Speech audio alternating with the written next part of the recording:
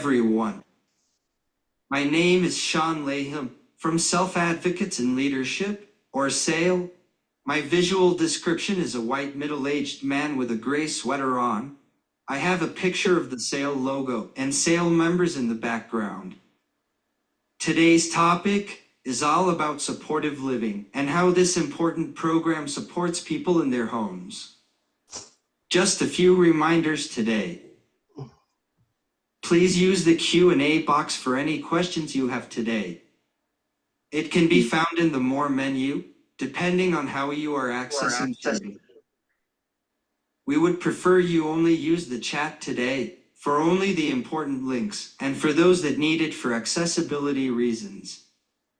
We again prefer you use the Q&A for questions, and we encourage you to avoid long discussions in the chat because they can be distracting. We also need you to click on the globe icon today in Zoom and select if you want to hear today's program in English or Spanish, as this will help with our interpretation services. And then lastly, we want to encourage all of our speakers today to speak slower so that our interpretation services correctly relays your words. With that, I will pass it to my two co-MCs today to introduce themselves. Starting with Eric. Good morning, everyone. My name is Eric Mathis, wearing a purple top here, which is my favorite color, with black frame glasses. Feeling excited about life and advocacy and the passion that I have around it all. Love it and love working with the team. I would like to pass it on to Emily as our next speaker. Good morning. My name is Emily Rogers. I am the Director of Public Policy for the DD Council, and I'm really happy to be here, and I'm glad you came to learn more about supported living. And my visual description is graying hair, shorter graying hair, and turquoise blue glasses and a blurred background. Thanks for coming today. I was going to help you guys. So next, we would like to introduce again Kathy Marahashi from the Arc of Washington. Hello, yay. Good morning, everyone. Let's see. Hold on. I'm making sure I do all the things to share my screen. All right. Oh, and make sure everybody, if you're not one of the hosts, that you're muted so we can hear you, just so you know. From beginning. Okay. Well, again, welcome to Advocacy Day on this cold, snowy morning. Today, again, the topic is supported living and having the support to live in your home. So some people, I'm just going to give a really, really brief overview. So what is supported living? So supported living is really the primary residential support model for individuals with IDD here in Washington State. Rachel, can you help me? Oops, hold on. Oops. Can everybody be sure they're muted, please? Thank you. So there are about 4,000 people that are served through supported living. We have, and that could be, they live in an apartment, they could live in a house, they could live in a condo. They may have several roommates, they may live by themselves. They could have just a few hours a month of support, or they could have 24/7 care around the clock. Supported living is always supposed to be person-centered, so it's based on the needs of the individual. Oops, let's see if I can get there we go. So some of the challenges that supported living has right now, and there's people that know much more than I do that are going to talk to you in a minute, or the people that serve the person they have a really high turnover. What is turnover? That means, they don't work for the person for very long. So you might, somebody works for you for a few months or up to a year. Average is about 6 months. And then that you have a new care provider. For some people, that's okay to have some people like a variety of people coming through. Other people, that can be hard to have a different person all the time. And those folks don't make a lot of money. Sometimes they can go and work for places like McDonald's and get a better wage. And because of inflation, inflation is where things start to cost a lot more money. And so things like transportation and the health care that the people receive, your care provider needs health care too. And, when they drive around, it costs them more money. And so there's a lot of things that are costing more money. So that makes things difficult for the agencies and for the people serving and for the person. We're also serving less people than we used to serve because, it costs more and they're having trouble getting enough staff. It's hard for them to take on new people because they don't have enough staff to serve people. And because of they're taking fewer, they're often only taking people with the very highest support needs. So that also begins to raise the cost of things when you're only serving people that have a lot of needs. So, alrighty, I think that was my last slide. Yep, it is. So I will stop sharing and I'll turn it back to the host. So next we have Randy Hauk and Melissa Johnson from CRSA. Good morning. I'm not sure is Melissa on? I don't see Melissa. Let me Okay. see. Let's see. Nope, she's not here yet. Okay. Well, So my it's name you. is Randy. Just me. My name is Randy Hauk, and I'm the executive director for Community Living. We're a nonprofit organization that supports people with IDD to live in their own homes in their own communities across the state of Washington. And I'm also the co-chair for the CRSA Legislative Committee.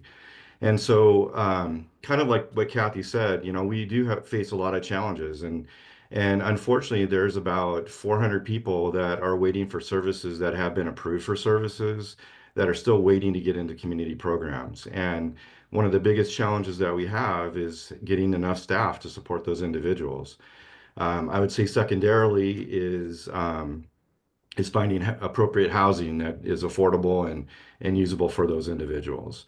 And so, with the challenges that we face, in any given year, we have about a 37% turnover rate. And so, if you imagine that over a third of your staff are going to be gone by the end of the year, each and every year, that's a tremendous amount of burden for the individuals that we're supporting. People want consistency. People want to know who's coming in to work with them. It takes time to develop relationships with individuals. And those are things that are really super important. And that doesn't happen when we have turnover rates as high as we do. Thankfully, in a sense, 37% is way better than it was a few years ago when we had 74% turnover. But still, 37 isn't where it needs to be. And we believe that the state has an obligation to make sure that people with IDD can live in the communities with adequate support of well-trained, consistent staff. And so we want to make sure that happens. Some other challenges that we have is that for our nursing rates, they average about 25% lower than all other nursing rates across the state. Transportation rates are about 56% lower than the IRS standardized rate. We have to pay healthcare insurance for employees, and that has risen about 40% over the last 5 years. And as Kathy mentioned, inflation, that's been about 22% in the last 4 years. And we usually get very, very small increases, if any, and it just doesn't compete with that at all. So a lot of our staff have 2 and 3 jobs, and just to try to make ends meet. We have really good people that we've hired and trained, and unfortunately, some leave because they can't afford to feed their own families working in supported living. And so, again, we feel like there's an obligation the state has to help make sure that we have a um, good workforce that we could count on to work with people in the community. One of the things that we're asking for this year is 4% increase in 2026 and a 4% increase in 2027. And that's really just to keep pace with the increases that the state operated programs will be getting. And so we're just trying to keep pace with that. When you look out in the community, there's a lot of jobs out there that pay more than what we can pay with less responsibility. And again, I feel like the state has an obligation to make sure that people are supported appropriately, and we can make these jobs career jobs and not just jobs that are kind of transient where people kind of come in and out. People need to build up relationships with the people that we support, and it takes time to do that. And consistency is definitely the key. I'm not sure if I have anything else. Anybody have any questions for me? And I'll let you know And that Randy, Melissa's here now. Okay. yes, Randy, I'm on. Thank you. Hey, Melissa, anything you want to add? So I will just say, this is a challenging budget year, as I'm sure everyone is aware of. And so we will have a hard time with this because it's important. Legislators understand the need for supporting supported living, but they're also facing a $12 billion shortfall over the next 4 years. So we are going to need a lot of you all to help us with this ask. It can't just come from us. So I'm working on a sign-on letter that I'm hoping many of your organizations will sign on to, that we can send to the budget writers to show that we have a broad base of support for this, and the need, as Randy said, programs are not able to recruit and retain their workforce, and that just leads to turnover for our clients, which is not good, not how we want to be. And it just agencies are having to spend so much more money in retraining. If half or a third, even a third of the workforce is gone, Randy's agency, you're losing all those dollars that you spent on training your workforce. So I guess my ask is just please help us raise this issue up when you're talking with your legislators, and because it will take all of us, I think, to get this one over the finish line.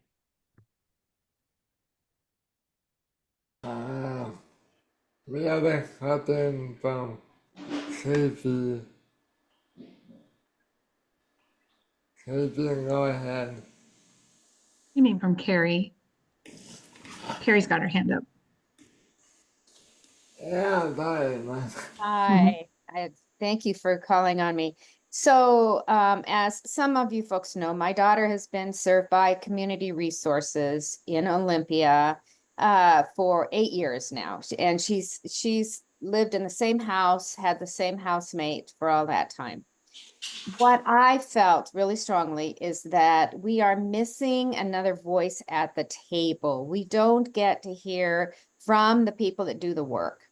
And our initial start of the legislative session, one of Eastland's direct support professionals came with us. And what we're hoping to be able to make happen is that when we meet with our legislators, I'm working on setting up meetings, she will be able to come with us. Our daughter will need to come with us, obviously, because she will be supporting her. That's how we will be able to have our EC's DSP come. So we're hoping it's logistically, we have to figure out some things, but I feel like that's the voice that's missing, is legislators don't hear enough from the people who do the work. they hear from us as parents or caregivers and agency people.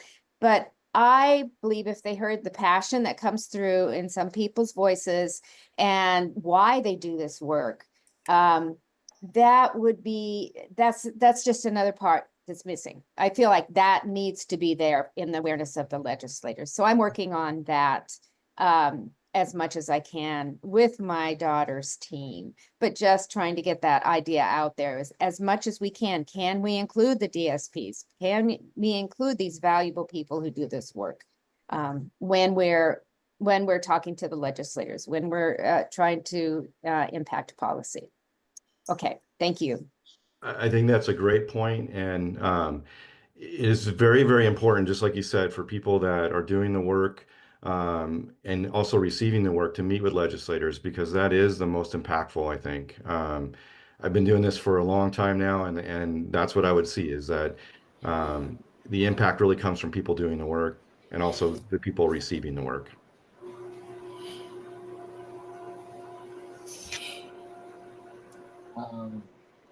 Ken Robin. Yes, the point I have is when are they going to get in their head that they need to put this money?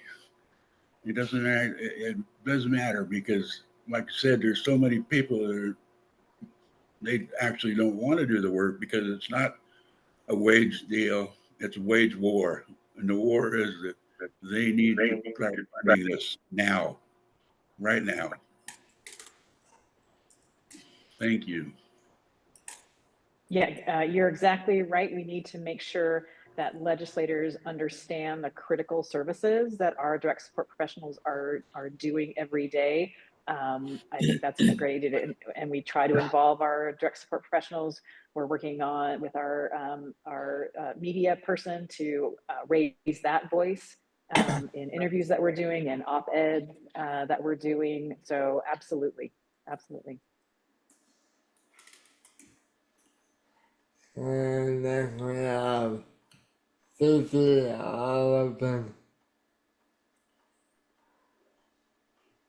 Hi, I'm Stacy and I'm new here, but I just wanted to quick ask, you did say the retention rate is rising a little bit. And those people who stay, are there specific reasons, like maybe they're caring for somebody in their own neighborhood or along somebody they've known a long time or family members? Any trends we're seeing with that? Yeah, it is I'll start with the turnover rate. The turnover rate is down, but it will start slowly creeping up as minimum wage continues to rise. And if our wages stay kind of stagnant and minimum wage kind of catches up, that's when we have the most difficulty, and that's when turnover rates continue to rise. So our hope is that we can continue to get increases to help avoid that. I think for staff staying, I think a lot of people that start working in supported living, they come with the heart that is within them to want to do the type of work that they're doing. And for those that are leaving, it's a tough decision for a lot of them, where they want to do this work, they want to be able to do this consistently, but they also have to feed their families, and it just doesn't match up. And so I think that there's a variety of people that are working in supported living programs, and it could be people within the same communities. I think for the most part it is, but neighbors and family members. Typically in supported living, it's agencies that are doing that work.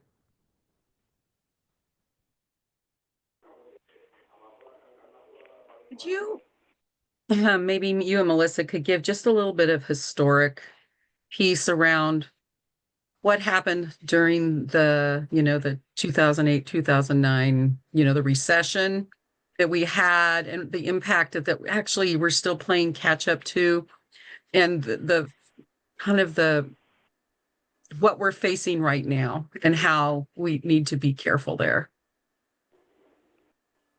Sure, I'll start and Randy chime in.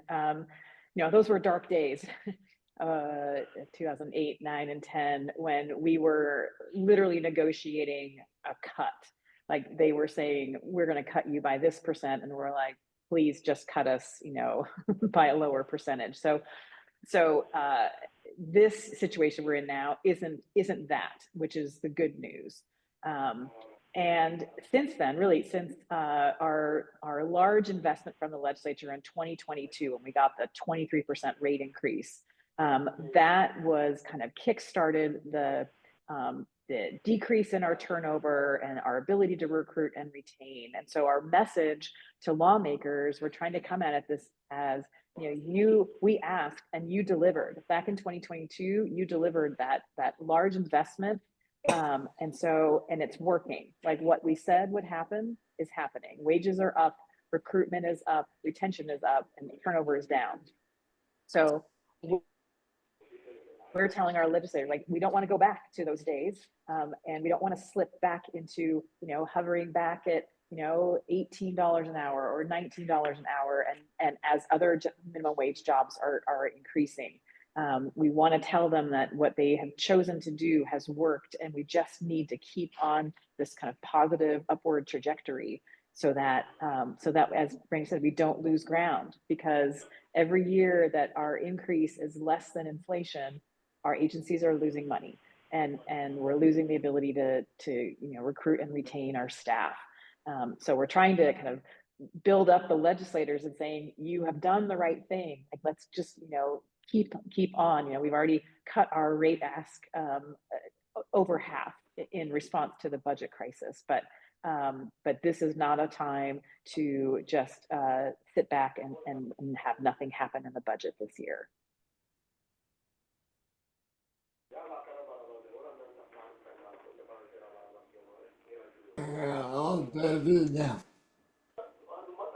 Hi, I don't share this often, but my sister with developmental disabilities lived in the community with supported living for almost 25 years. And I'm intimately familiar with the benefits of supported living. What I think a lot of people don't understand and realize is that supported living is a very flexible model. It's not just for people that need 24/7 care. It can support people with any range of care that they need to live in the community.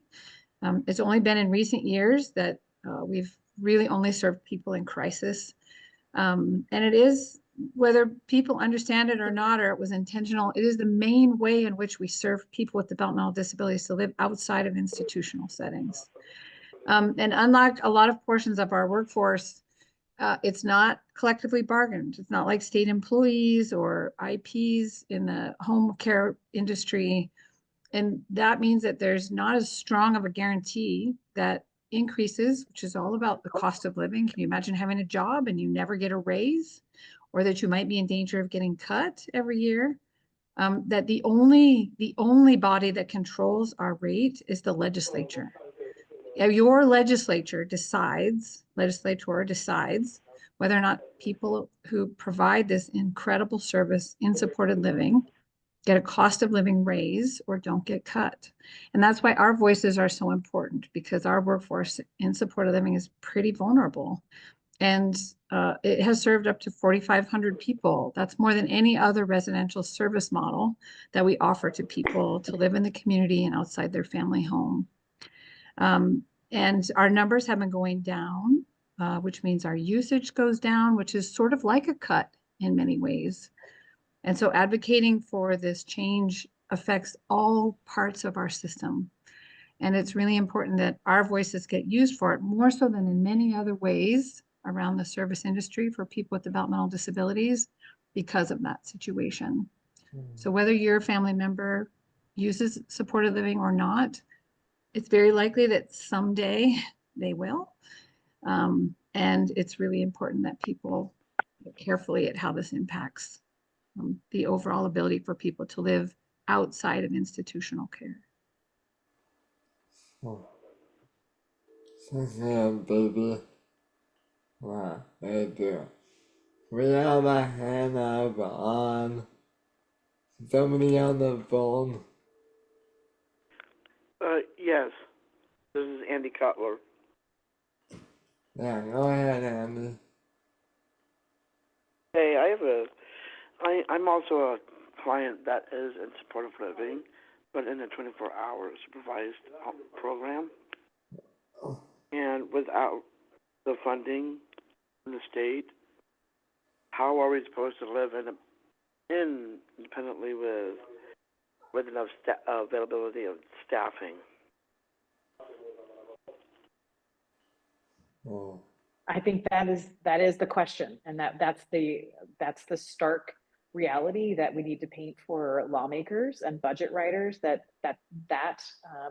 without increases, that is what many clients could face, and that is just unacceptable.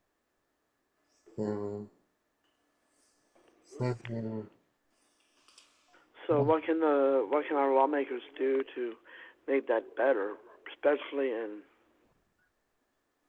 supervised programs such as community protection?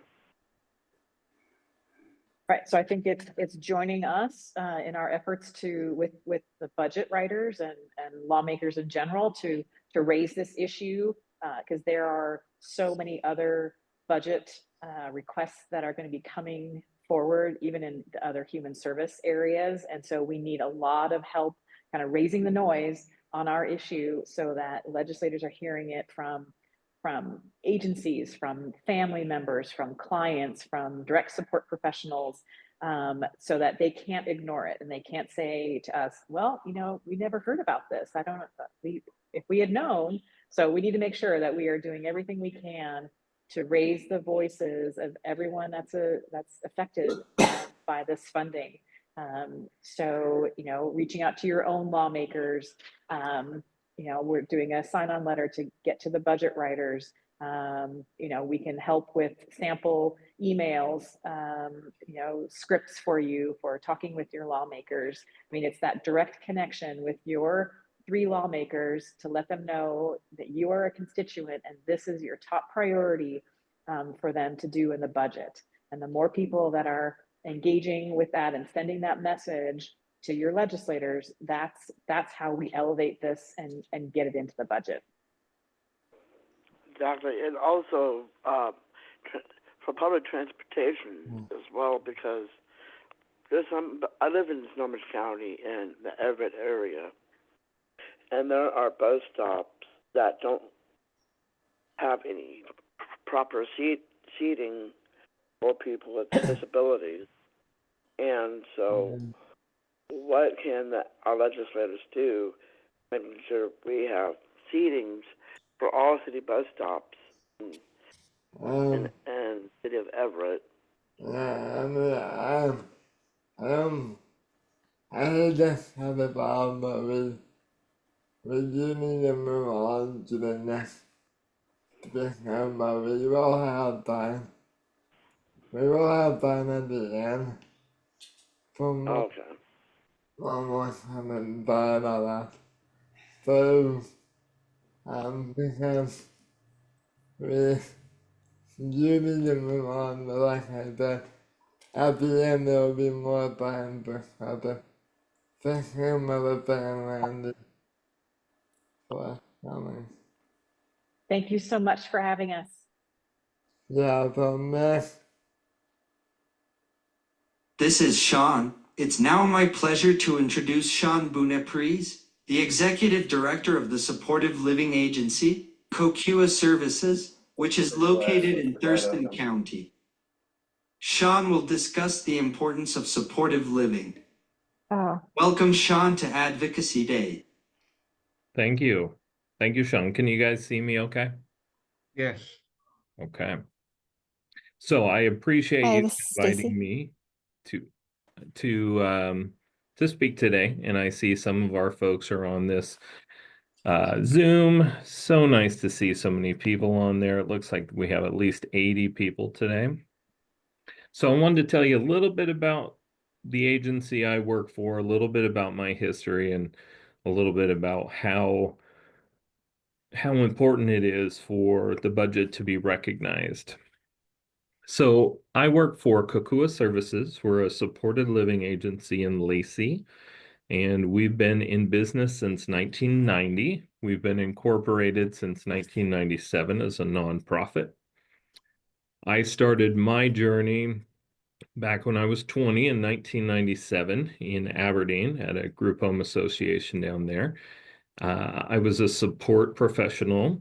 I was working direct care, graveyards, swings, days, you name it. Was doing a lot of care at the time, and it felt great. I was doing good work. I was doing meaningful work, and I was getting paid. I was able to pay my rent, pay my car payment, put gas in my car, put food on the plate. A lot of my peers were working in fast food at the time, and I was making quite a bit more than them, and that felt good. As you see nowadays, things have leveled off quite a bit, and we are competing with McDonald's, Wendy's, Jack in the Box for our staffing, and that's completely inappropriate.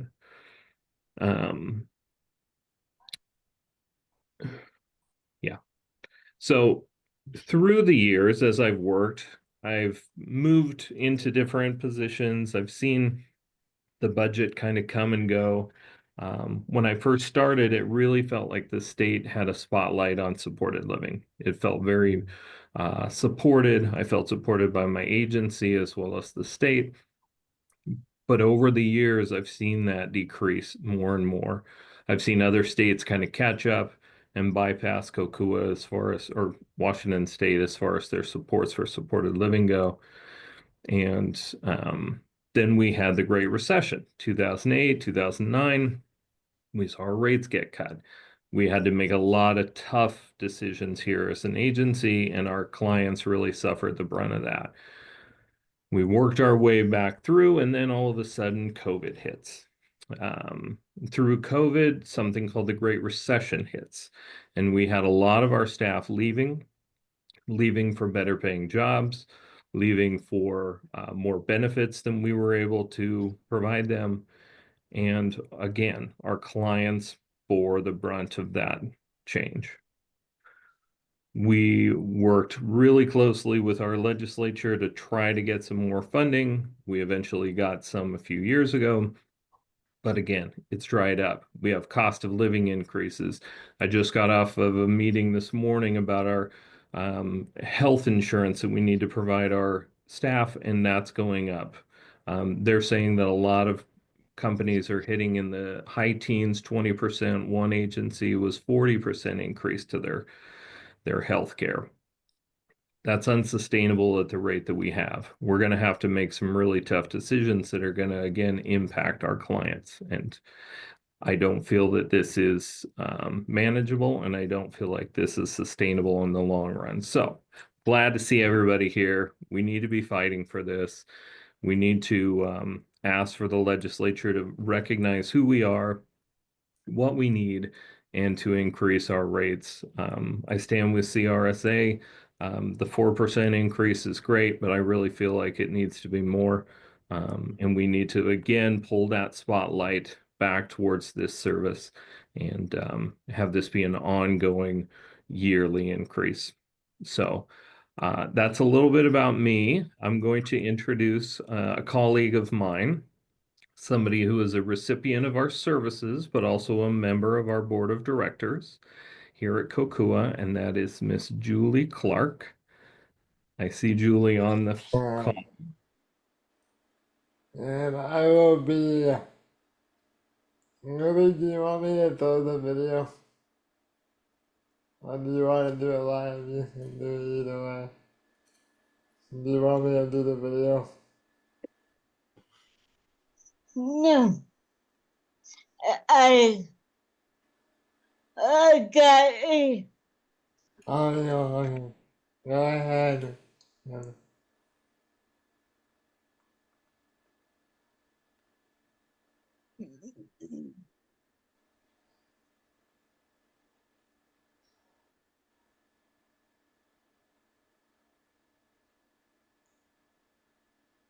My name is Julie Clark, and I live in the 22 Legislature District. I am the chair of the Public Policy Committee of the Washington Developmental Disabilities Council. I live in a shared house that is run by COCUA Services. My hair is very high. I have a feeding tube. I love it in my own home. I can do whatever I want to do. I can go anywhere I need or want, but require a caregiver for safety. For example, I am active in my church. I can save money for my assistive devices and attend a yearly church camp. I work and can make an income, giving me pride and purpose. I want to travel someday, but I need staff to assist me with this goal. I need enough staff to do all of this. COCULA and other agencies need enough money to pay our caregivers. Staff take care of my physical needs because I can't take care of myself due to my disability. My staff supports me with medications and they help me to get to and from appointments. They support my social activities. I cannot go anywhere without my caregivers. I wish I could do all these things for myself, but I cannot. I like my freedom. Everyone deserves to have a quality of life, to work and live in their own home in the community. Please support supported living agencies and other community providers as you work on the 2025 to 2026 biannual budget. Thank you. Thank you, Lily. And thank you, Bob. I'm Via Hannah. I'm Jerry Hampton. Jerry Hampton.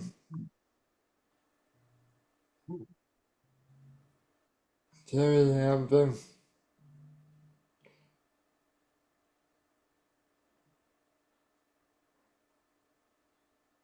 You're on mute. If you ever happen, Jerry.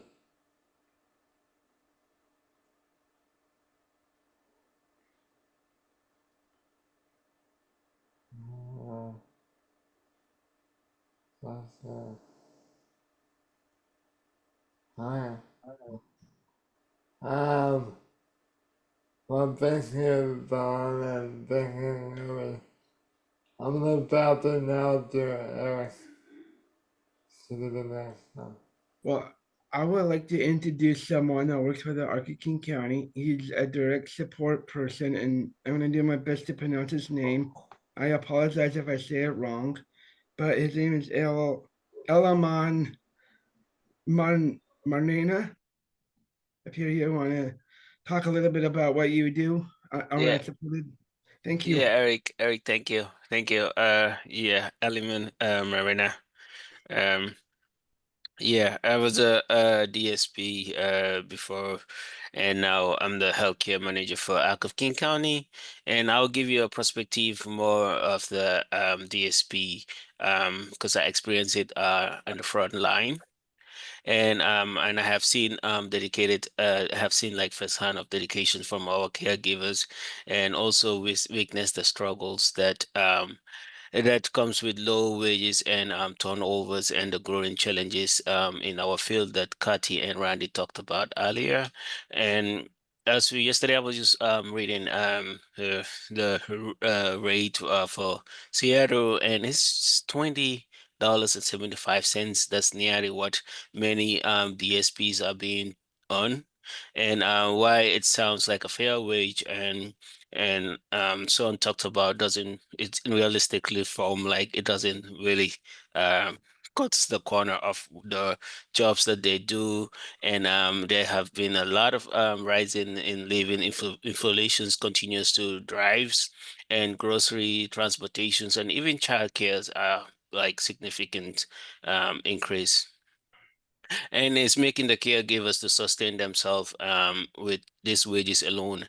And I know a lot of people talked about like people getting second jobs and also picking up extra shifts, and also one of the speakers talked about other people searching for better jobs and all competitive pays that other industries are being paid, like McDonald's and other stuff.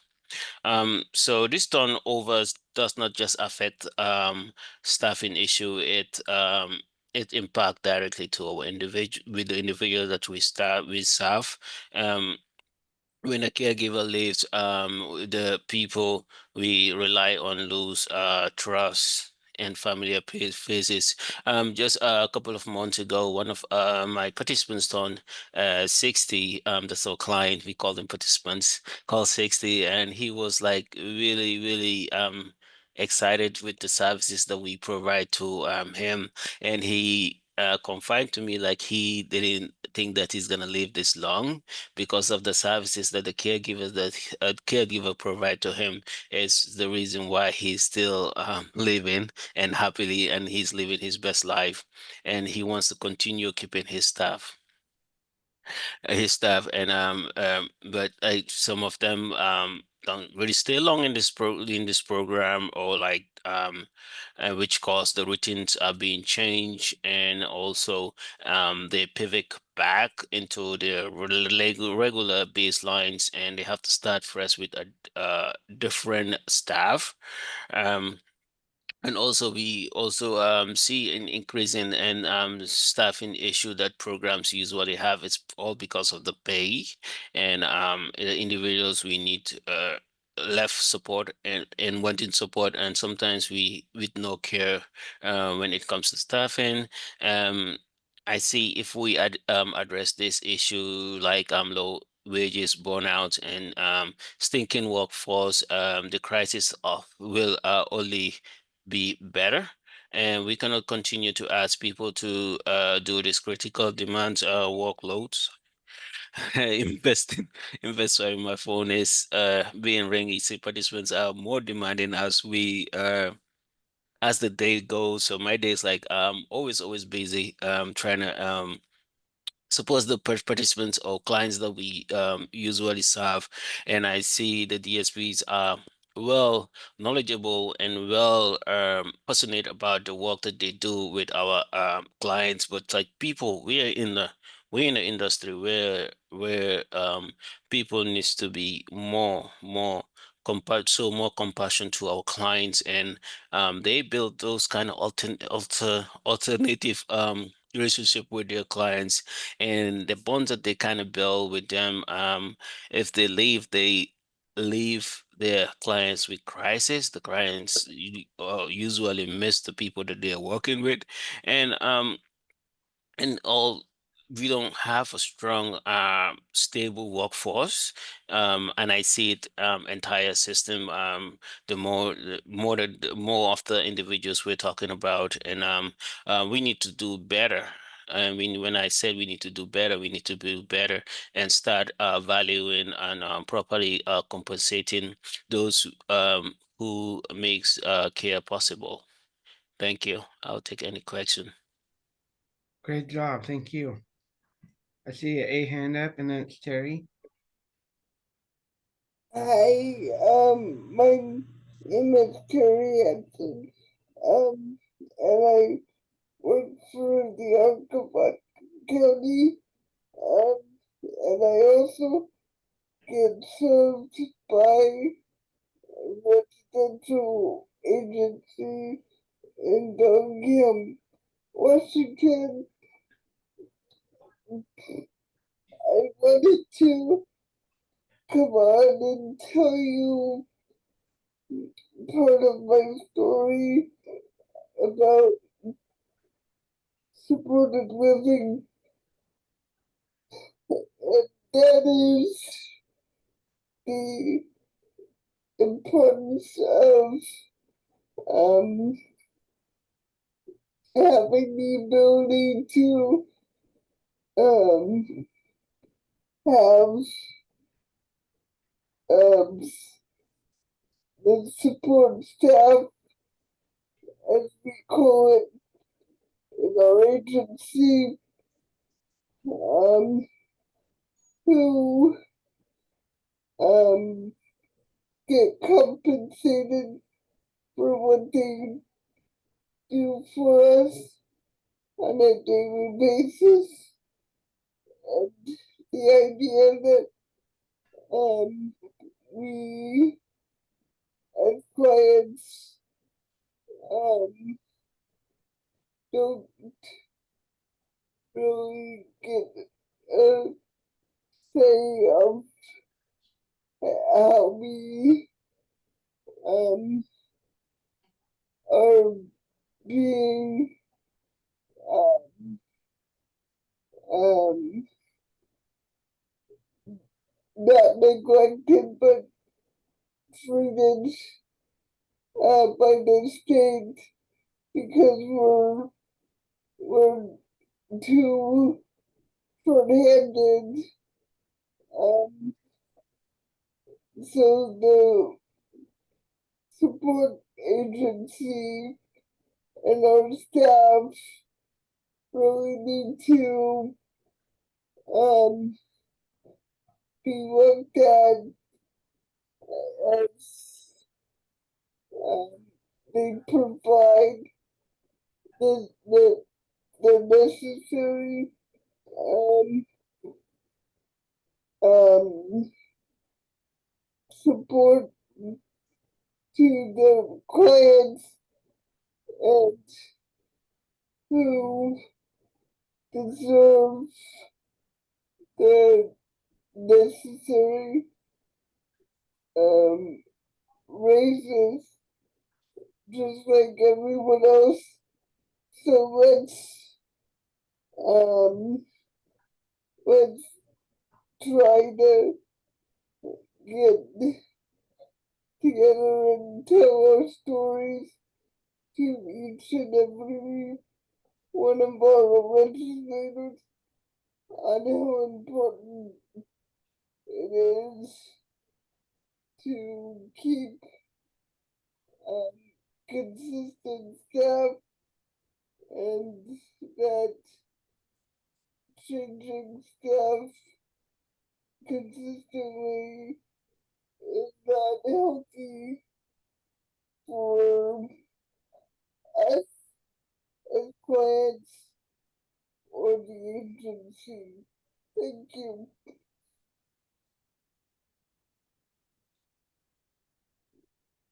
Thank you for sharing.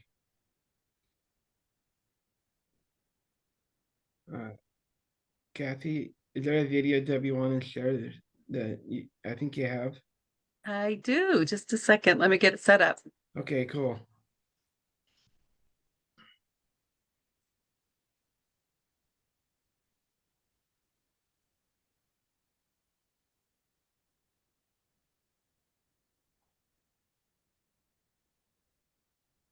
Okay, we're going to see if this works or not.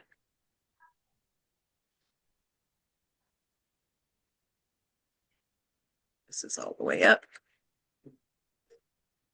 Okay.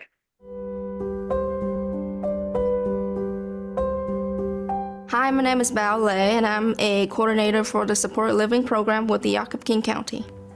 I supervise a group of caregivers with their participants. We're here to provide the support that our participant that needs to live their life as independent as they would like to. For example, Reggie, he likes to go out and do certain things, volunteering, baking, cooking, wherever that is. We are here to provide the assistance to help make that possible. My name is Jane Nyambura. I'm a mother, I'm a grandma, and I'm working with Reggie as a DSP. I have been with him for 3 years. DSP is working with the client in their homes. My job is to give him meds, remind him to take his blood sugar, make sure he's comfortable, take him out for shopping, bank, and whatever he wants to do outside. That is my role. And make sure to protect him. Nobody who is going to harm him when I'm around here. I'm Reggie Daniels. I've been in this department for 20 years almost. Reggie is a very funny gentleman. He likes to bake. Reggie likes cooking, like baking too much. He can be in the kitchen the whole day. I bake cookies, coffee cakes, yeah, brownies. Different days that you pop by, he'll be, hey, I baked something new. Would you like to take some? And no matter what you say, here's a bag to take home. A lot of time there's a misconception when there's a term IDD, intellectual development disability. There's a lot of stigma in a sense that you might not be able to do what you do. But it's different because there are many people with IDD that does many different things. Reggie, for example, he works on cars. He knows a lot about cars. He can bake, he can cook. But when you say IDD, it might not be what people perceive you as. So it's hard. There might be things that you can do, but you don't get to be included in because you have that IDD attached to your name. The Arc of King County is creating a more inclusive world. I think the big impact that you can see is that you can see our participant out there in the community. So Reggie's give back a lot to the communities that he's in. He volunteered to help the homeless. He engaging with the rest of our communities. Yeah, I help the homeless. Yeah, volunteer.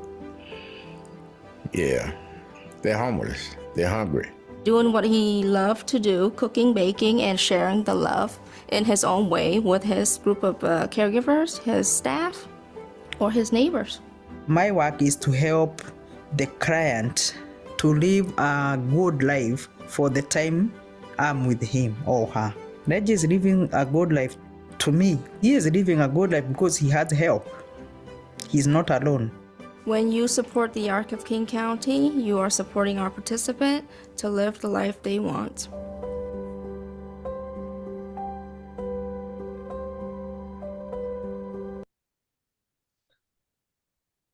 Thank you for sharing that, Kathy. That is quite, I mean,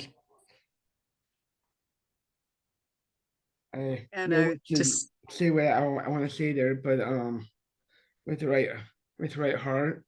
But I guess Kathy, if you want to talk about the bills of interest. yeah, just a second. I gotta pull this down then and put it back up. Sorry. Take your time. Well, I think I'm gonna share. Hold on. Bill tracker. Okay. I'm just gonna go to this page first. And if you can make it a little bit bigger for some of us, so we Yes, let's see.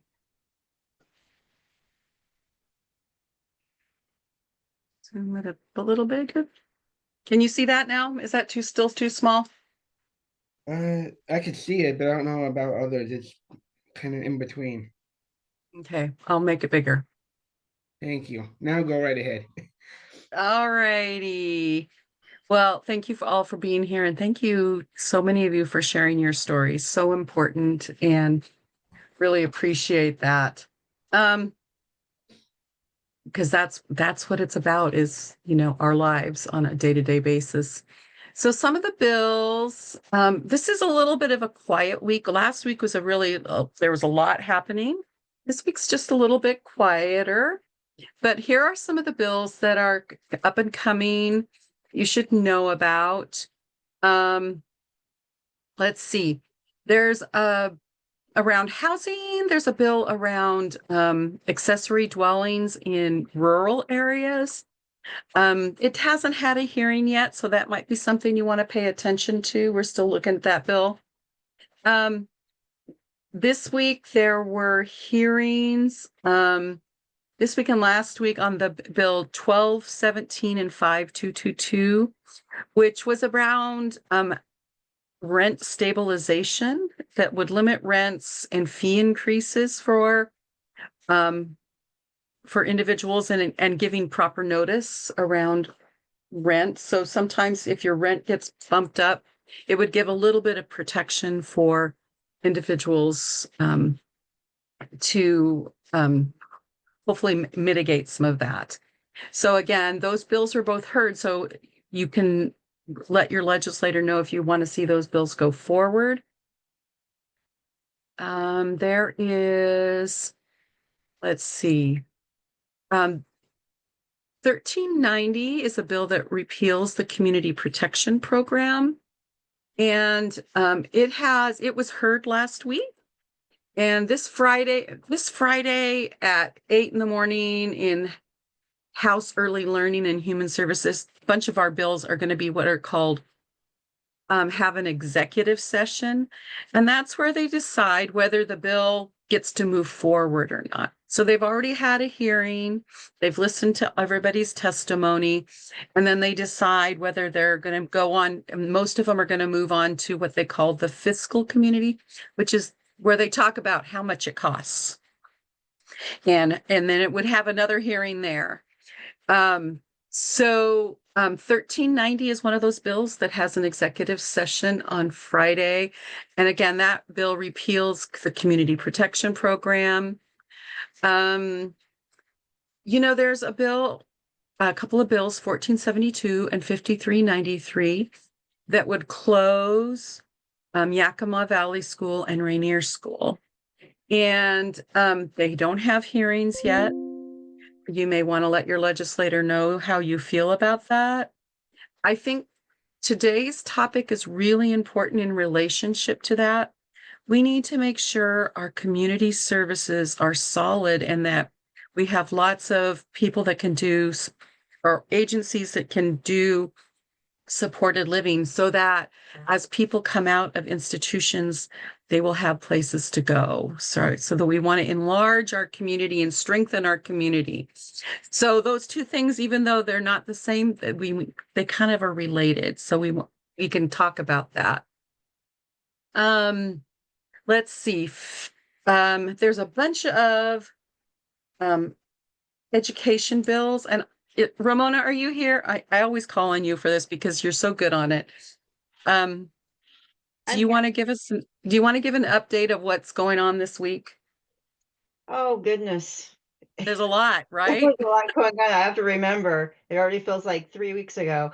The main thing is this week, the big news, they had two big bills heard in the House Education Committee. One was on recording IEPs, and the other one was on extending funding for special education services through the school year of age 22.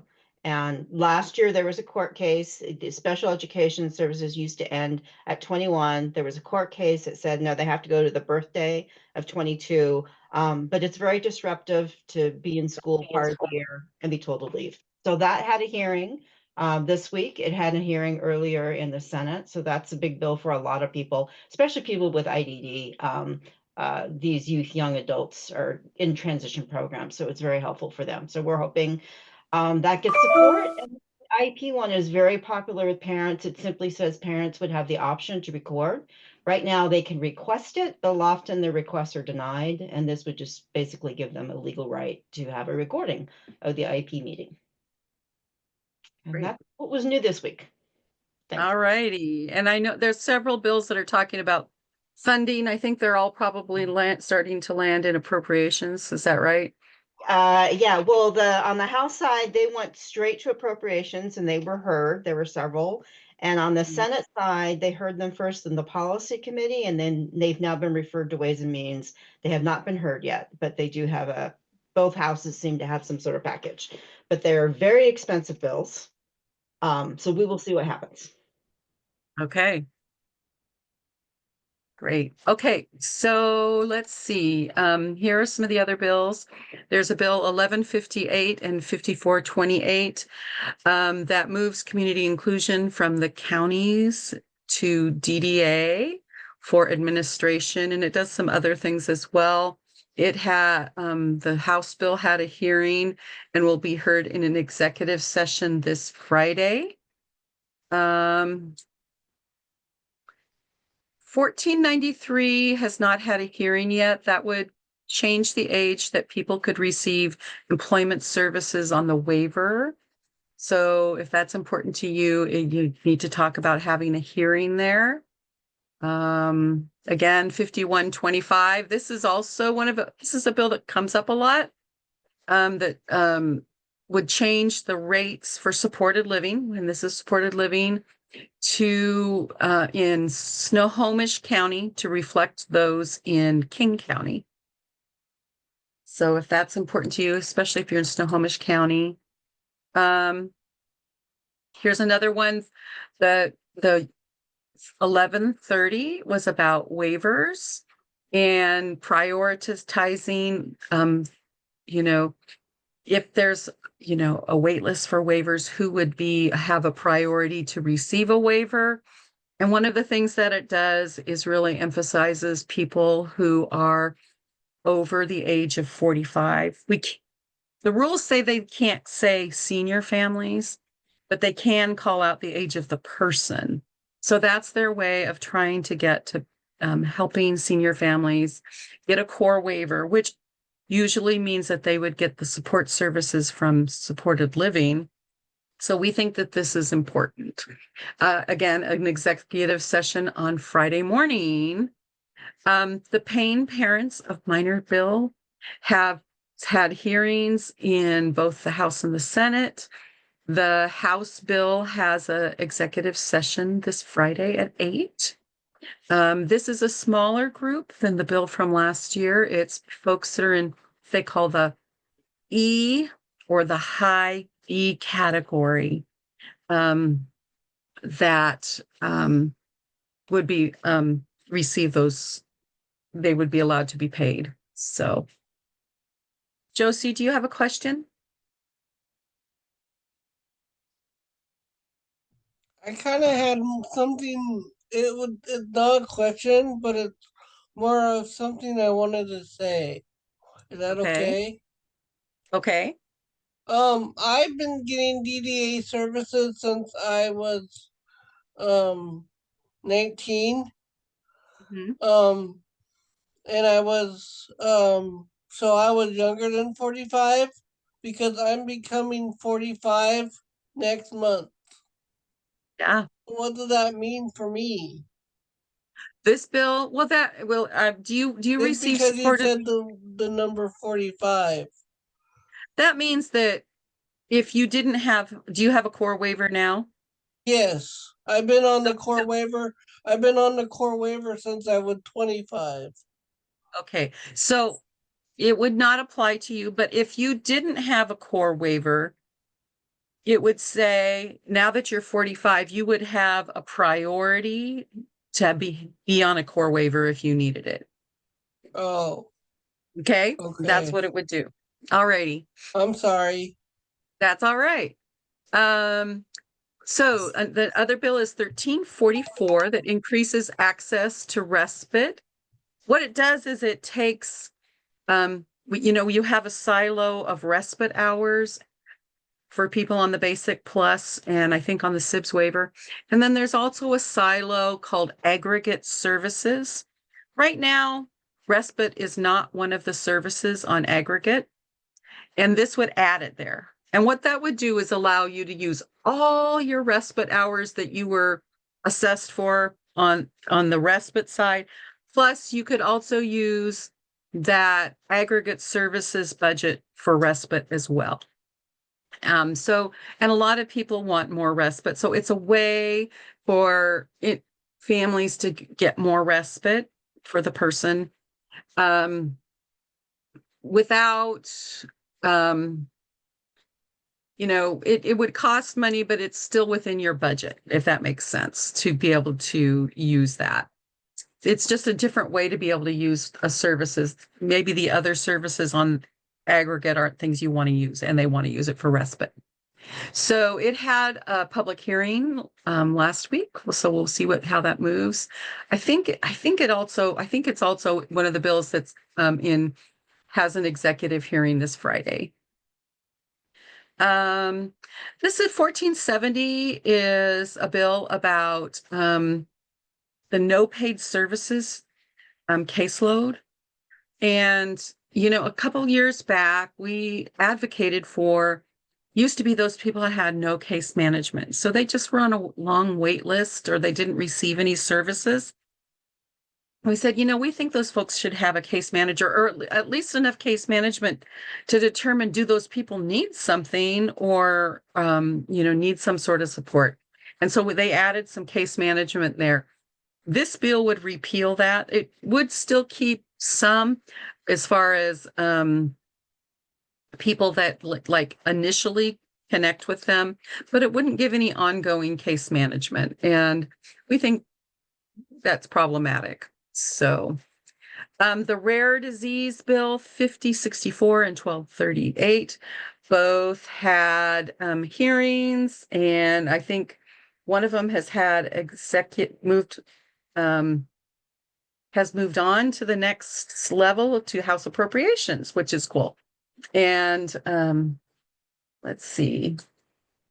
And I think that's all, and again, these are not bills, but continuing, there will be asks for supported living wage increase. So that is one of the things that CRSA is asking for. And that's one of the things that you can say is we need to make sure that supported living has a wage increase. I want to flip to this other page because there's a couple of bills I just want you to be aware of that are new, that might impact. I've got to look here. There's a bill about able accounts that we haven't quite figured out and we're checking on. That's 5648. It's about encouraging them. It seems like it has to do more with the administrative piece, but we're still learning more there. Let's see, where was the other one? There's another bill that I thought, there's a bill about, sounds weird, but about elevators. Okay, 5156, and it's concerning elevator standards in smaller apartment buildings. So they want to be able to say, you don't have to have the full size elevator in apartment buildings. You'd still be able to get a wheelchair in it. The problem is if there's ever an emergency for somebody and they can't be in their wheelchair and they need like a gurney to go up to get the person, it would not accommodate that. So if that's important to you and something you may want to check that out. It's already in rules. So it's already gone almost all the way through the Senate. So if that's important to you, you may want to pay attention there. Okay, I think that was all. You probably have heard, some of you are interested in the background check bill for home care workers. It's supposed to, Representative Farr of ours, it had it has an executive session bill yesterday at 1:30.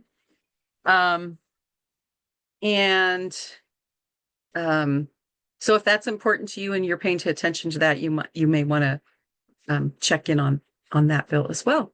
Okay, I'm going to stop sharing and see if there's any questions.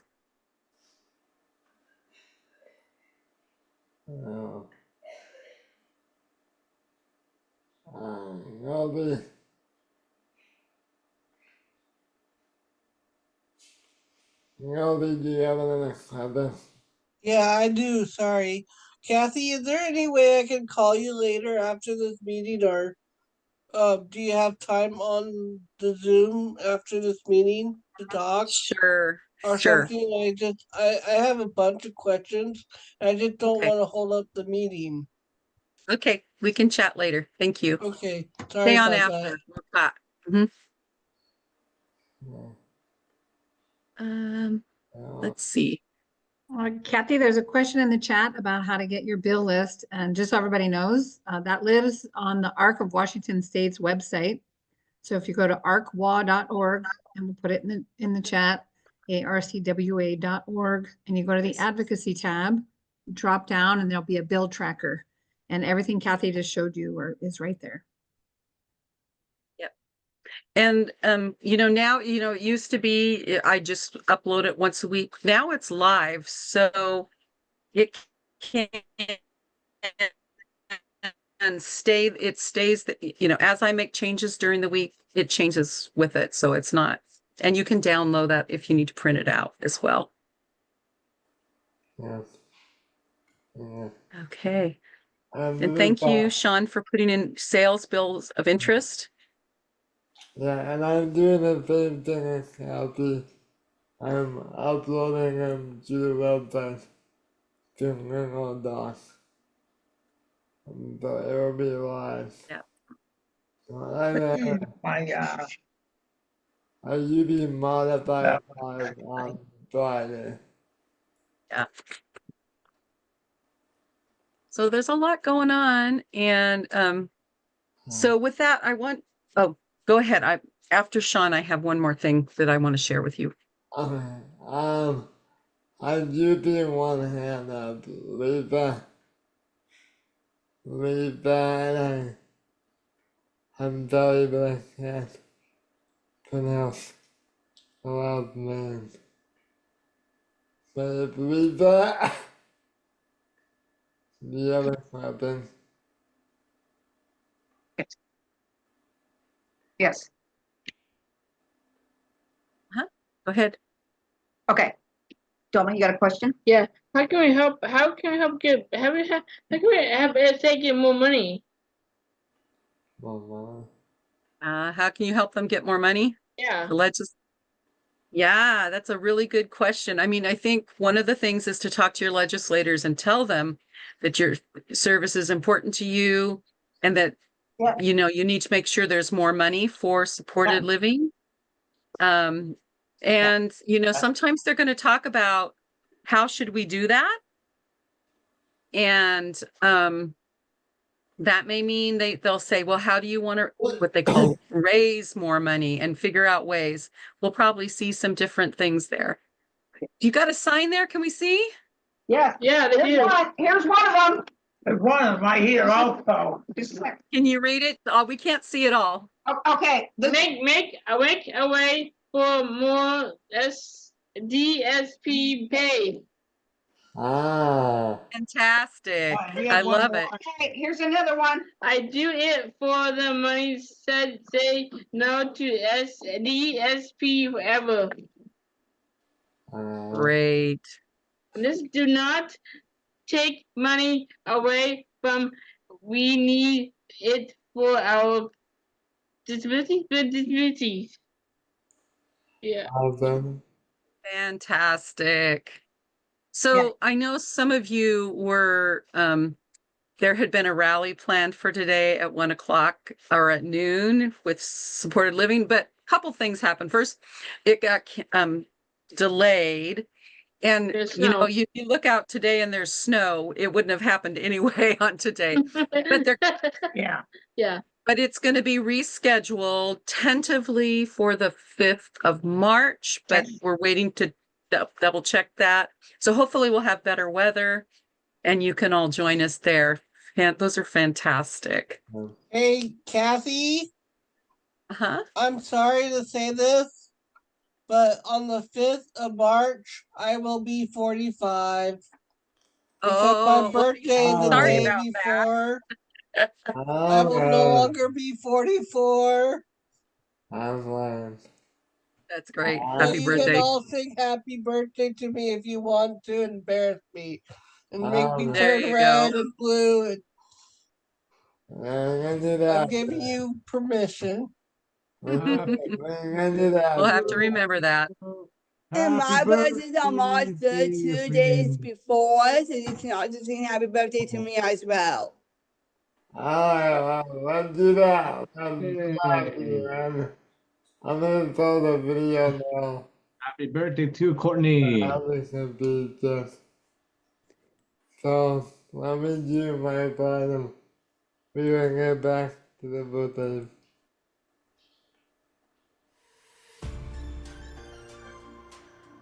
And people hear that. Hi, I'm Sean Latham, the Policy Coordinator for Self-Advocates in Leadership.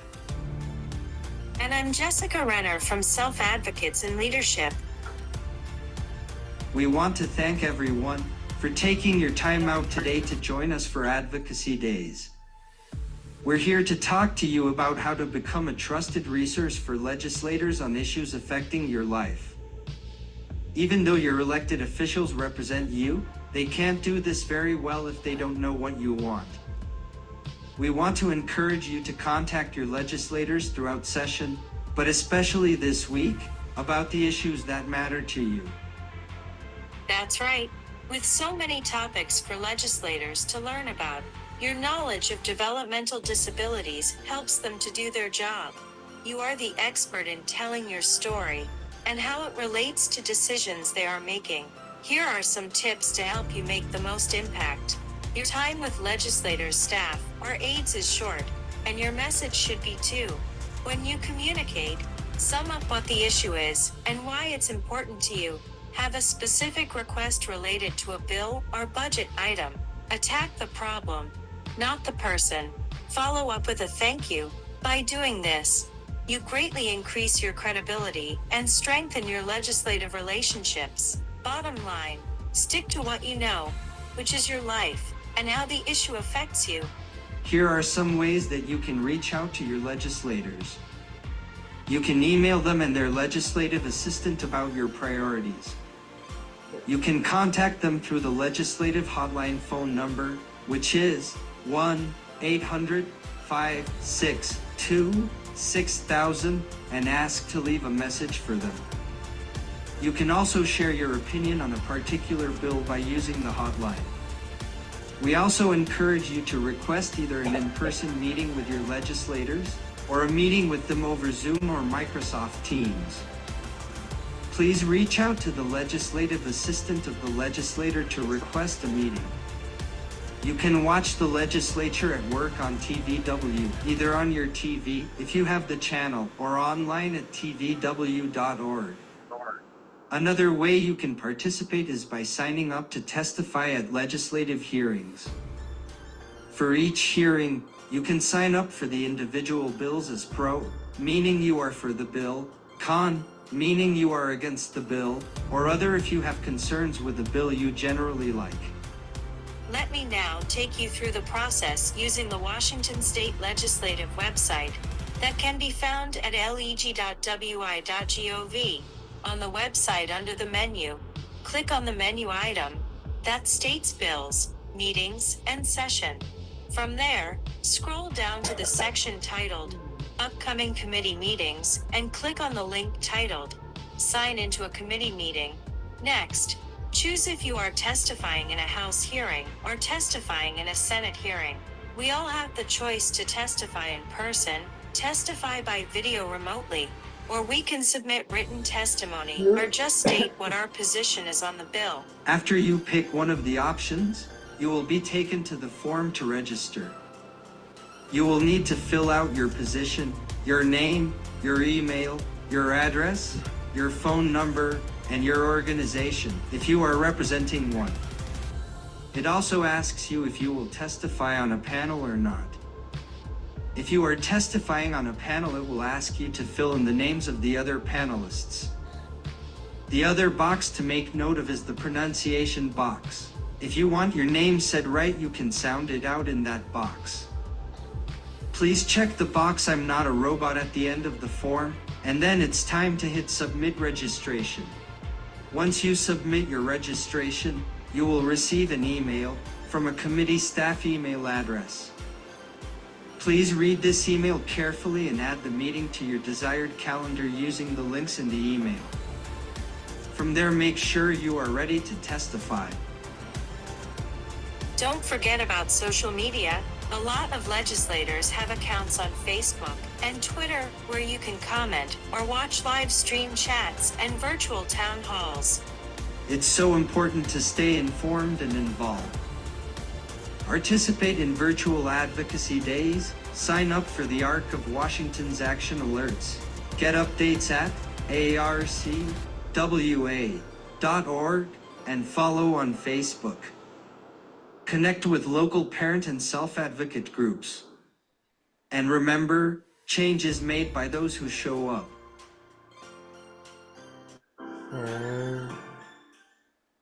Hold on 1 minute. Lisa, you have your hand up. I mean, that might have been before.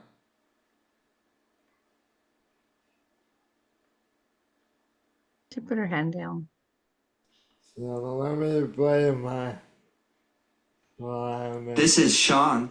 Today I hope you learn how important supported living services are for people with intellectual and developmental disabilities. As our one-pager states today, supported living is the primary model that provides residential services for individuals with developmental disabilities. Supported living agencies serve nearly 4,000 individuals in their own homes, which could be an apartment or a house in a neighborhood. As you heard today, some people will choose in their own house and others choose to be supported in group situations. Either way, care and support will be individualized for those needing more support. I will also add, if it wasn't for programs like supportive living, we would unfortunately have more people living in congregate restrictive settings. Something we will address more on March 5th. Unfortunately, due to inflation and other financial pressures, supportive living is underfunded, which has led to a lot of staffing shortages and higher turnover. We encourage this week to reach out to your legislators on each of these important housing topics. I highly encourage you to ask for increases to supported living provider rates as you talk with your legislators. I will add again, it's very important to reach out to all of the new legislators, especially to educate them about our issues. Sharing your personal stories is one of the best ways for your legislators to get to know what you need. For more information about these and other issues you learned about today, I'm going to post this week's one-pager in the chat. Also, again, please see the ARC's bills of interests for additional information.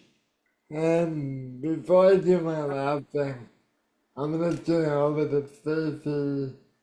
I'm taking down my house as federal announcement. So take it away, baby. Thank you, Sean. So today's conversation has been focused on what's happening in Washington State. As many of you know, there's a lot of things also going on in the other Washington, D.C., at the federal level that affects how you communicate with your congressional members. There is going to be a lot of coordinated activity tomorrow to try to message your congressmen and women that we want them to keep their hands off Medicaid. So there's a national call-in day to protect Medicaid tomorrow at 1 o'clock. You know, it's different Eastern time from West Coast time. And so I don't think it really matters what time you call in. But there's a little bit of information that Kathy's got a slide on right here, and I'll put in the chat. We're urging everyone to please, if you're good at using the telephone, call in tomorrow and explain to legislators how Medicaid affects your life, and that it's really important that they don't make cuts and changes to Medicaid that will endanger people's ability to live in the community. So I know this is on here. We'll post something on our website as well at arcwa.org in case you didn't get this number here. And then the ARC of the United States will also be sending out action alerts tomorrow. So if you're not signed up already and you want information about what's going on at the congressional federal level, you can go to the ARC US website and sign up for those action alerts as well. And you'll automatically get something that lets you use your phone to just hit a few buttons and send the same kind of message to Congress and your congressional reps. Kathy, do you have anything you want to add to that? No, but I do want to remind you, I'm going to put the poll up right now, for Advocacy Day. This is important because it allows our funders to understand how things went for everybody. So we have to tell them. So it's really important. Funding is important at this point in time. So take a minute, fill it out. We'll also send it out. It's in the chat box as well. And the Spanish one is in the chat box as well. So thank you.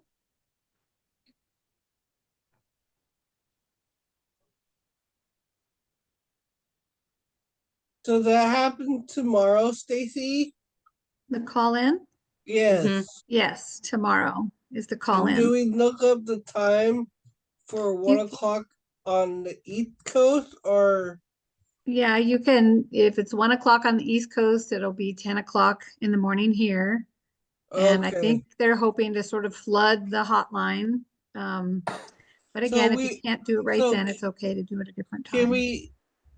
So if the hotline is flooded, will it hang up on us, or what's gonna happen? Hopefully not. I would give it a try. And if you can't get in tomorrow at 10 o'clock in the morning, then just keep trying a different time. Oh, okay. Emily? I just was curious, if you call that that phone number for the federal folks, is that gonna, are they gonna direct your message to all of your legislators, similar to what our I think we legislative only hotline have is, or- two, don't we? I That are in think Washington DC. we have 2 senators and a congressperson. Everybody has 3. I think what this Oh. does is it will connect you with the various offices, is what Oh, okay. I read. Yeah. Okay, What will I just happen wasn't is sure. it will ask you your zip code. And so you have to know what your zip code is. And you're going to push the zip code into the phone number when it asks you, and it will then send you to your correct representatives. Oh, okay, awesome. Thank you. I cannot.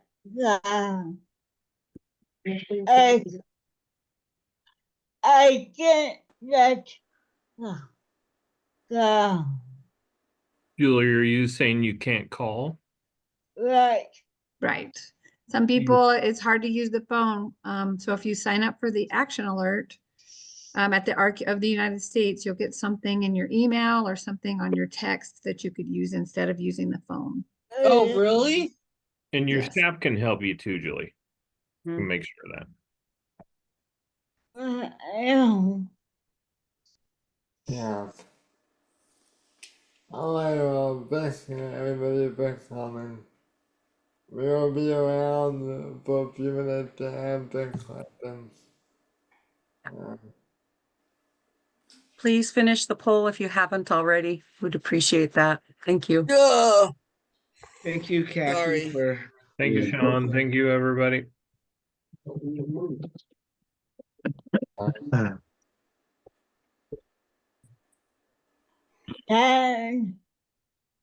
Bye. Thank you, Julie.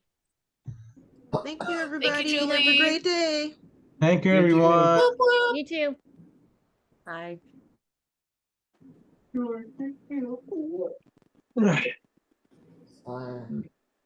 Bye, Rachel. Bye-bye. I don't know. Uh-oh.